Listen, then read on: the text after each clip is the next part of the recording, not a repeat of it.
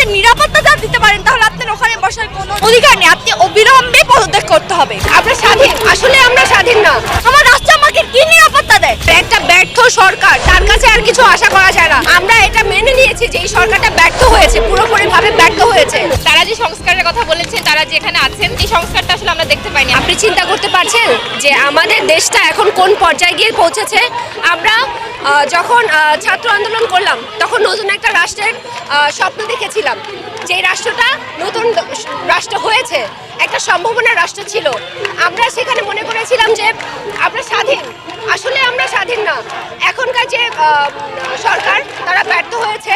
যে সচিব আছেন জাহাঙ্গীর, সে ব্যর্থ হয়েছেন, তার পদত্যাগ দাবি করছি। এবং যে শিশুটি খারাপ স্পর্শের শিকার হয়েছে, তার যাতে সুষ্ঠু বিচার পায়, সেই জন্য আমরা সবাই আজকে লাঠি আন্দোলন করছি। দেখেন, আপনাদের খুবই সৌভাগ্য যে যে ধর্ষক সে কোনো উচ্চবিত্ত মানুষ না, সাধারণ ক্লাসের, সেইখানেও আপনারা কিছু করতে পারছেন না। আর যারা আপার ক্লাসের, যারা আইনের মানুষ, তারা যখন একটা বেআইনি কাজ করে, তাদেরকে আপনারা কিভাবে পাকড়াও করবেন? তাদেরকে তো পাকড়াও করতে আপনারা সক্ষম হবেন না। সো আপনাদের সৌভাগ্য যে আপনারা একটা দারিদ্র পরিবারে সেখানে ধর্ষণের শিকার হয়েছে, সেই শিশুটিকে আপনারা রক্ষা করতে কথা বলতে পারছেন। কিন্তু যখন আমার সাথে ঘটনাটা ঘটেছে, আপনারা কেউ কথা বলেন নাই ভয়ে, কারণ আপনারা চাকরিচ্যুত হবেন। কারণ আমি উপদেষ্টা হাসান আরিফকে নিয়ে কথা বলেছিলাম।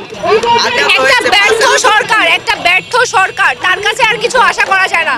আমরা এটা মেনে নিয়েছি যে এই সরকারটা ব্যর্থ হয়েছে, পুরোপুরিভাবে ব্যর্থ হয়েছে। আমি বলবো কি, আপনার যোগ্যতা কি? আপনি যে এখানে বসে আছেন কিসের ভিত্তিতে, কিসের মতের ভিত্তিতে, কার ভিত্তিতে বসে আছেন? গণ অভ্যুত্থানের আপনি নারী দেখছেন না? যখন আর নারীরা যখন লড়াই করছে, একটা ছেলে যখন একটা ইট মেরেছে, যখন একটা বাড়ি দিয়েছে, তখন পাল্টা যে মেয়েটা যে প্রতিবাদ করেছে, তখন কি বলেছে মেয়ে নাকি অন্য ছেলে? তখন কি এটা ভেদাভেদ ছিল? তখন এই ক্ষেত্রে যখন নারীর উপর এত হামলা, এত নিপীড়ন, তখন তো আপনার কথা আসে নাই কেন? আপনি কাদের উপর বসে আছেন? আমাদের উপরে তো বসে আছেন। আপনি যদি আমাদের নিরাপত্তা দিতে পারেন তাহলে আপনার ওখানে বসার কোনো অধিকার নেই। আপনি অবিলম্বে পদত্যাগ করতে হবে।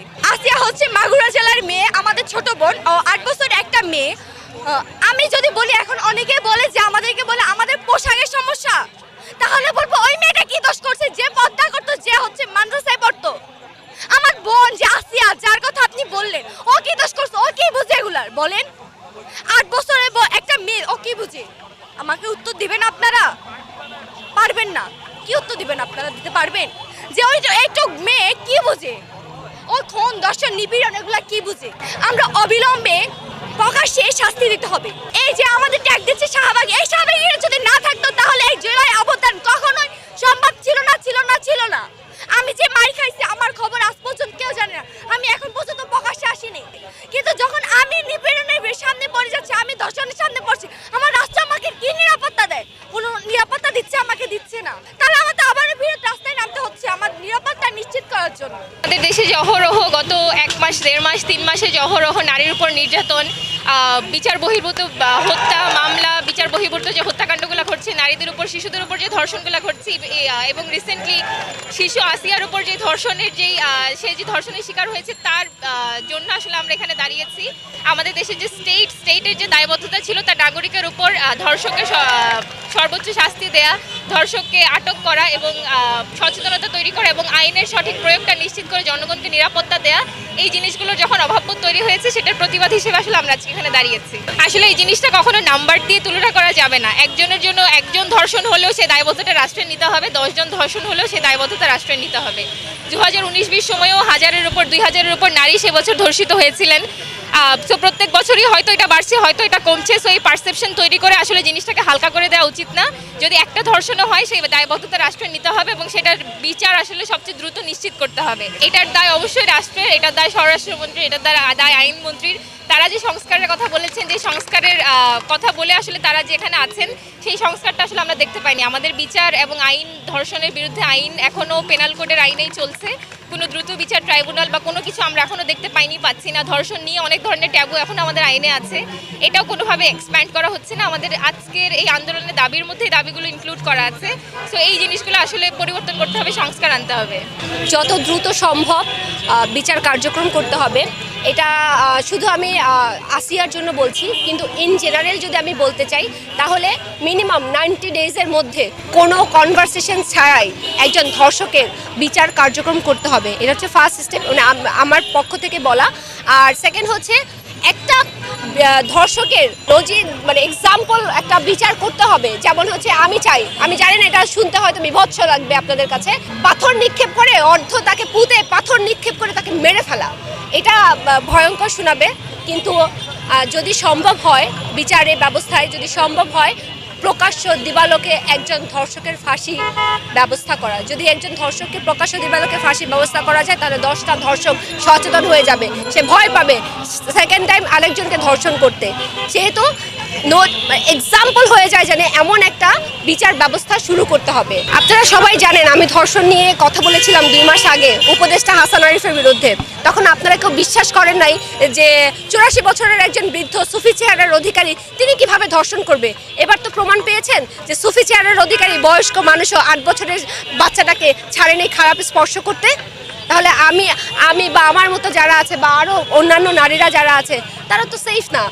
তাদের কাপড় জামা, তাদের চলন বলন, তাদের পোশাক পরিচ্ছদ নিয়ে যখন আপনারা কথা বলবেন, সেটা কথা বললে ওই ধর্ষককে ধামাচাপা দেওয়া হয়, সে যে ক্রাইমটা করেছে সেটাকে ধামাচাপা দেওয়া হয়। সেইটা কথা না বলে আগে যে ক্রাইমটা করেছে সেটার পানিশের ব্যবস্থা করা উচিত। যেই নারীদের সংশ্লিষ্ট যদি থেকে থাকে এটা সুষ্ঠু তদন্ত হওয়া উচিত। তদন্ত হওয়ার সাথে যদি সেই নারী যুক্ত থাকে তাহলে তাকেও বিচারের আওতায় আনা উচিত। সে নারী বলে যে ছাড় পেয়ে যাবে তা কিন্তু নয়। কার দ্বারা ধর্ষণের শিকার হয়েছে সেটা জানেন? উপদেষ্টা হাসান আরিফের দ্বারা। সেটা নিয়ে আমি 2 মাস আগে কথা বলেছি, কিন্তু তখন কেউ বিশ্বাস করেন নাই আপনারা যে 84 বছরের একজন বার্ধক্য মানুষ কীভাবে ধর্ষণ করতে পারে। এবার প্রমাণ পেয়েছেন যে 84 বছরের বয়সের মানুষেরা ধর্ষণ করতে পারে, 8 বছরের শিশুকে খারাপ স্পর্শ করতে পারে। এটা বুঝতে পেরেছেন আপনারা? চেয়ারম্যান মেম্বার এই শ্রেণীর যে গ্রামগঞ্জে যারা আছে এনাদেরকে প্রথমত সচেতন করতে হবে, এদেরকে একটু টাইট দিতে হবে। পুলিশদের মধ্যে আত্মবিশ্বাস কমে গেছে, এই ধরনের ভুলভাল কথা বলা যাবে না, পুলিশদেরকেও টাইট দিতে হবে। এবং পরিবারগুলোকে যারা হচ্ছে মায়েরা বোনেরা আছেন তাদেরকে বোঝাতে হবে যে কেউ যদি ধর্ষণ করে সে অপরাধী, তুমি অপরাধী না। তুমি বলতে পারো, সে বলতে চায় না কারণ তার ব্যক্তি জীবনে প্রভাব পড়বে, সেইটা তাকে আসলে এটা তো সহজ বিষয় না। ধর্ষণ একটা স্বাভাবিক সহজ বিষয়, এটা খুব সেন্সিটিভ একটা ইস্যুস। তো এই বিষয়টা নিয়ে প্রত্যেকটা পরিবারে ডোর টু ডোর ভিজিট করে প্রত্যেকটা পরিবারকে বুঝাইতে হবে যে you are not a criminal, এটা তুমি ক্রাইম করো না, যে করেছে তাকে নিয়ে কথা বলো।